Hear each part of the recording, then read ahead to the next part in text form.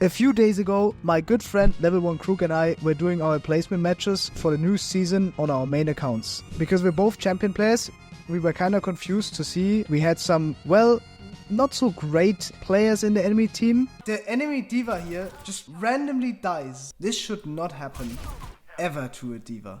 But it actually started making more sense when we realized that these people were probably teaming with a guy who seems to have a really good gaming chair. This guy is on lots of caffeine, that's for sure. Still missing a surprising amount of shots for being a cheater. Has to be the worst player that has ever touched the game. This video is us watching back the replay and explaining how we managed to beat this hard blocking cheater. In the beginning we obviously didn't know, so we just played, we were just chilling in Discord, having a laugh, having a nice time.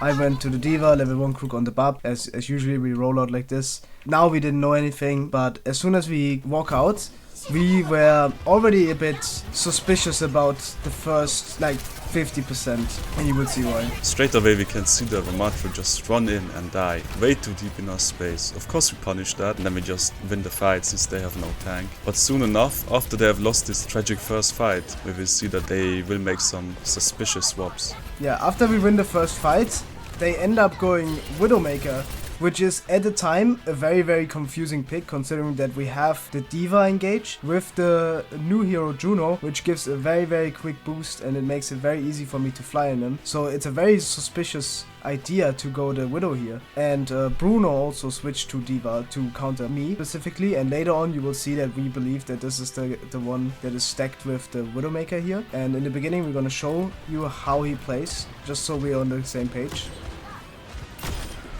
So he's clearly aimbotting, there's no doubt about it. You can see he hit me when he was not aiming at me. He's also wall hacking. And this guy does not want to hide it. So now we are thinking, how do we win this game? In order to beat cheaters or any DPS, you have to play the neutrals well. And you have to play off the corner game, which cuts the LOS. So in this example, I want the Widow to walk outside so she is vulnerable. But I need my team to play in a position where they're not gonna get headshotted. So it is risky at the same time, but it's also gonna be fine if I engage at the right moments. So here we just lose the fight. I mean, we're down too many people. So I'm just alive, I'm seeing what's going on. Maybe I can get a trade on someone.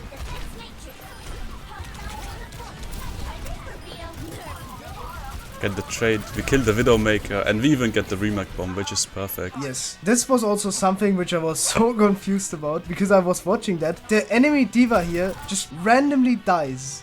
In a match where we have a champion free player in our team, the enemy has an average of GM 3, right? They should all be Grandmaster players. This should not happen ever to a diva. He had boosters as well, I'm pretty sure. Did he? No, he didn't, but he still walked into me and just died with 700 HP bomb that in Grandmaster. That's pretty tragic. So this is one of the more reasons why I personally believe that they had a trio Q cheater stack here, because I really felt like the tank was very bad. Yeah, so this is the situation. I basically wanna wait for my Juno to give me rings so I can engage the Widow quickly, right? It's an easy one shot. Yep. Every time the Widow can't do anything. As Baptiste, I just make sure to never peek the Widow. I only peek when my diva is flying onto the Widowmaker, which means I can pocket my diva and shoot the rest of the team. Now that the Widow is dead, I'm allowed to peek. I still go down because they push out, but we already traded the Widowmaker and now we just want to stall out the fight. And now we just want to get the percentage. This is gonna look crazy if we look at the Widowmaker POV in this fight, because he just came back and still killed 5 people, right?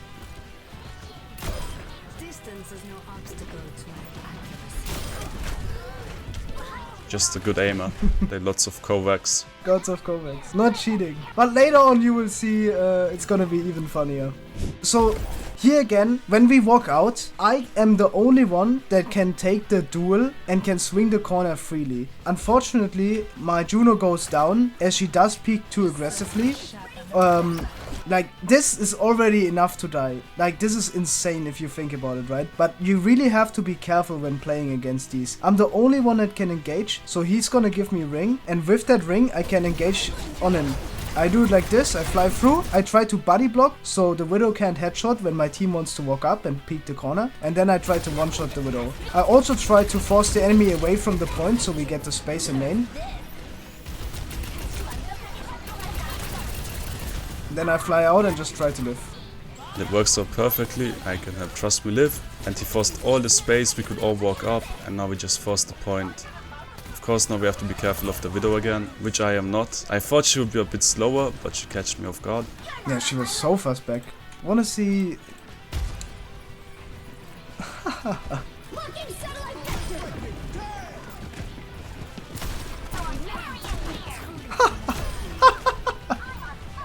Yeah, I mean, at this point, we are experienced enough to tell if they are cheating or not. And it was pretty clear to tell that the Widowmaker was a cheater. So here I take the ring. And once again, the only thing I have to make sure, I know my teammates and stuff. If I force the 1v1 with the Widow, as I'm the only one that can do it, I need to go for him. There's no other option. If he plays range and he gets picks because we have to peek point at one like situation in the fight, then we just lose the fight if he gets a pick. So I take the ring here and I want to instantly fly on him. This alone forces him out. I hide with natural cover so he cannot chase, and then I'm instantly controlling him, right? He still gets a pick on Crook. He still picks me, but it gave me time to finish them off, so we win the fight. Yep. And next round is gonna be even crazier. As you can see from the game length, it's gonna be a very close game at the end, but we managed to have a great game in this against the cheater stack. So here, this is where it all comes down. This is where it gets way harder for us, because as you can see in the top left, they're making adjustments as a trio into our composition. They know they can't stay the Widowmaker into my D.Va, I'm just gonna keep flying at him. So now they go Zarya as an opportunity to counter me with a Lucio, which gives them boop opportunities. They can TP away from me. They have a lot of cooldowns that make sure that we are having a much harder time now. And now I would say me and Crook, we're more likely gonna react now to the enemy Cassidy's aim, as this was pretty crazy how strong it was. It really locked in for this one. Locked in. Literally locked in. Was focusing. Does he have an emerald weapon or is that just me? That's an emerald weapon for sure. Yeah, then it's probably like a bot account. I don't think he's like Grandmaster or whatever, but judging from the Widow positioning, that's definitely not a great player, I would say. Just a cheater. It's an absolutely terrible player. I didn't want to be that mean. Of course, he has some nice tracking right there, and he just keeps walking and shooting. He even gets bubbled, of course, by his pathetic teammates who really want to win with a spin-botting teammate. But that's okay, because we give our best. Unfortunately, Trust Me doesn't reach the lamp, so we will lose the first fight. And now we are thinking, how can we win this? Because this round will be a tough one with a full charge Zarya running around. Yeah, that was the main issue here. I mean, I can't really frontline, as I have to avoid taking damage from the Zarya. I need to play for situations when the Zarya goes deep, because that way she might lose connection to the support and I can fly in and matrix her heals. But that's like one of the only situations. Otherwise I have to keep away, and that's why I have to allow the Cassidy to get some shots in. And unfortunately our DPS peaked these positions here and overextend. They should instead play further away or safe inside a room where the Cassidy has to peek them instead of him peeking him. We always have to play off the feeling of trying to control the map, so the Cassidy has to swing into our LOS, and that makes it harder for him since he can get shot first. Yeah, so here you can see how the Zarya tries to control me. I tried to cap the point and I managed to do it, but unfortunately our Junkrat falls. I mean, who can be mad? The Cassidy just hard locked on him. All they do is bubble and we cannot really win. We do get the Cassidy, but now there's a full charge Zarya. Yeah, I barely miss out on the lamp. This is exactly why we'll have to make adjustments, even if it takes us a while to figure it out. In this situation against Zarya, it's really strong to go something like Mei, especially on a map like that where it's very brawl heavy. Let's go back to watching the Cassidy. He gets another pick on the junkie, like again, unfortunately, but I mean, that's supposed to happen, it's alright.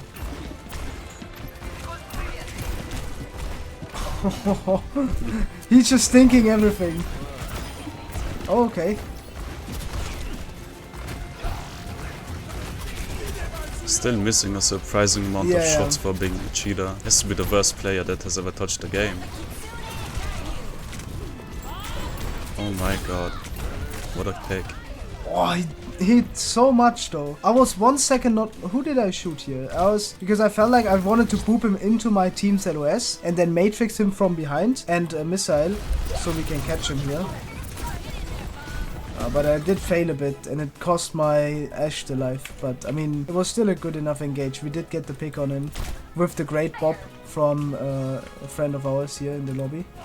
Yes, luckily we had Ken on our team, who is another fellow pro player, so he made the game more doable than as if we had some random GM player. Because we're able to work as a team, and really the only way we can beat these cheaters is by working as a team. And now we will see the best of it all when he swaps the soldier. This is when he goes full bonkers.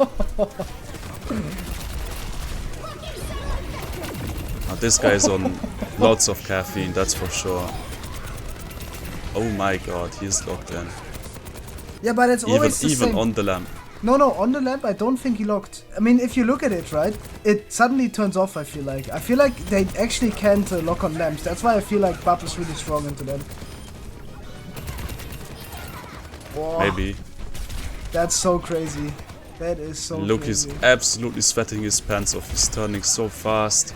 He's pressing AD, he's strafing a lot. He's really locked in right now. He's in the moment, in the feeling. He's literally euphoric right now. Oh my god, the tracking. We're able to stay alive for now. And now we have a big issue. They still have this Zarya, now they have a spin botting soldier. Yeah. And they will just, when Trust Me flies on the soldier, they will just grab us. So there's really not much we can do to win this round. Yeah, it's very hard. I tried to take care of the Torp here, but he just gets bubbled as well. And he's just controlling the space here. Like, this is just absurd. Like, actually, it does so much more damage than what he did on Cass, because now he can play range, right? So it's way better for him. And he's more lethal on range because he's more mobile, right? Than when he was on Widow. And the guy is a big enough loser to be extra careful and play as far away as possible.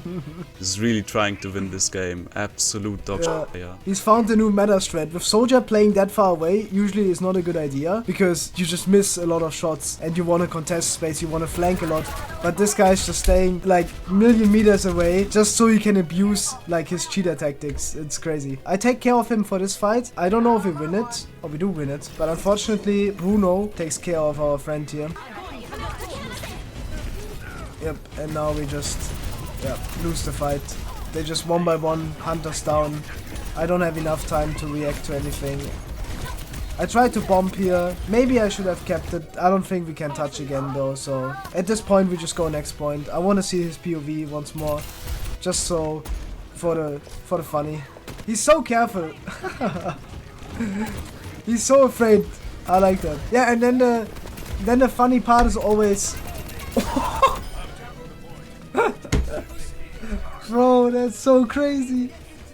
But now we're back to the drawing board. And now we think of the counter, right? They have a Zarya to deny your D.Va. But what do we pick? You're smart. We pick Bastion to deny the Zarya. And another thing Bastion gives us is that he cannot be headshotted while in form. So even with aimbot, it's gonna be really hard to kill him through Matrix, through his form, through my heals, and through lamp. So now we have the perfect comp to set an end to this cheating trio. We thought about that, and we also got, very important, is if you want to beat like a team or a cheater, an example, you gotta motivate your team. Because if they lose like that and they say, yeah, we can't win, they have a cheater, so you gotta like say, okay, let's try full hearts here, we go this comp, we know, okay, D.Va is very good against it, I can deny the longest, we have lamp immortality, so we can peek the corner, so we don't instantly die to stuff. As Crook already explained, we have the armor, and we have a Genji, which can one-shot and engage with us and play close range and has the deflect to survive as well. Like, this is the optimal comp to beat cheaters now. I personally believe that. You can play Brick or Lucio, I feel like, but Juno is really good for those quick D.Va engages that deny them a lot. So here you will see how he's completely shut off by us and how hard he has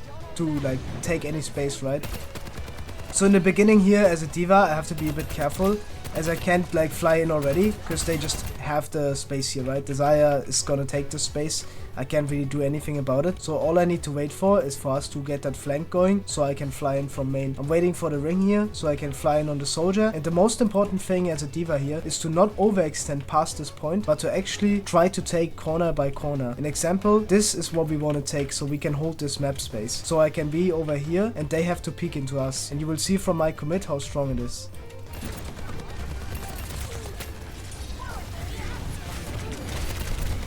fly in, we take all the space, and all we really plan to do is kill the Zarya, and we even kill the soldier as a gift, but yeah, as a bonus. But really, it's all the Zarya that we wanted to kill because they have nothing to protect her. We have a Bastion, we have me shooting the Zarya. There's no way she will live, and that's exactly what we wanted. Now he went Tracer, which I think is a very, very bad idea. I think this is just where he just didn't know what to do, as we were controlling him a lot on this map. Here we can witness an aimbotter getting diffed by Max Chess on Genji. And as you can see, all we have to do is just control the space here. It's very hard for them to take it if we control it well. And now he has a hard time. And I think he goes, Bastion here himself, which is a terrible idea, as he's more stationary now once more. And it's easy for us to kite and to fight into him. Like, as you can see, I matrix a lot. And I fly in, and I try to deny him from behind. You can see the deflect and all the cooldowns we have, they do so much. And I can just take care of them all in the backline. From my POV, it looks like this.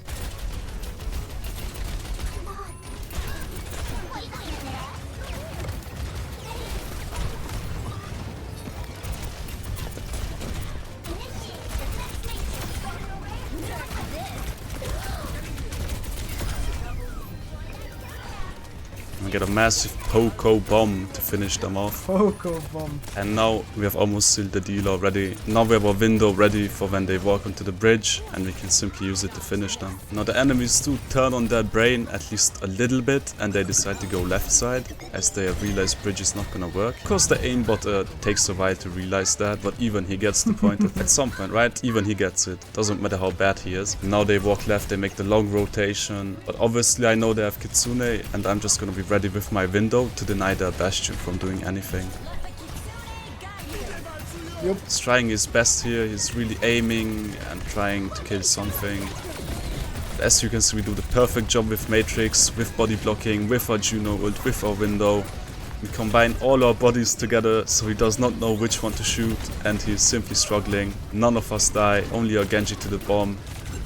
But he's going insane, and he cannot find a kill, and that's how you take down cheaters. That's actually a pretty crazy game though, if we come to think about it. That is so insane. He couldn't do anything this fight. Like, he hard locked and it didn't matter because we just perfectly body blocked him. So funny to see. Yeah, I love these kind of games because they really showcase how team play can effectively, like, turn any game into your favor. Yeah, that was an interesting game. I think that's it for me and for Crook. We're gonna keep hunting for the champion free push this season, and if you want to see more, check out both of our Twitch. Make sure to follow us. Make sure to follow us. And witness us getting rank 1 live on stream. Yep. Over and out. Over and out.